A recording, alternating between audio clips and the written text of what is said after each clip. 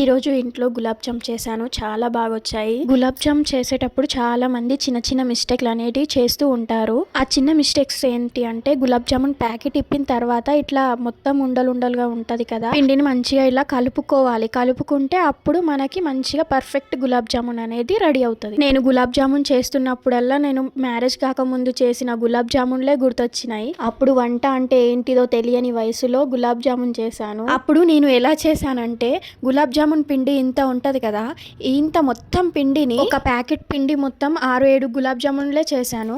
ఊహించుకోండి ఇంకా ఎంత పెద్దగా అయ్యావో. ఇంకా పాకంలో వేసిన తర్వాత అవి ఇంకా పెద్దగా అయ్యాయి. ఏంటి ఇవి గులాబ్ జామున్లేనా అని చాలా షాక్ అయ్యాను. మొత్తం లోపల పిండిగా చాలా అసలు దరిద్రంగా అయ్యినుండే.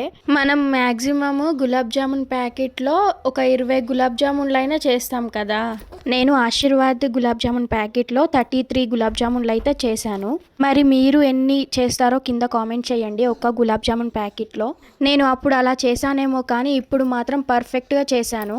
గులాబ్ జామున్ నార్మల్ కలర్ కాకుండా ఇట్లా డార్క్ కలర్ వచ్చేంత వరకు ఫ్రై చేసుకుంటే చాలా బాగా అవుతాయి. చూడండి ఎంత కలర్ఫుల్ గా వచ్చాయో గులాబ్ జామున్లు. ప్లీజ్ సబ్స్క్రైబ్ చేసుకోండి.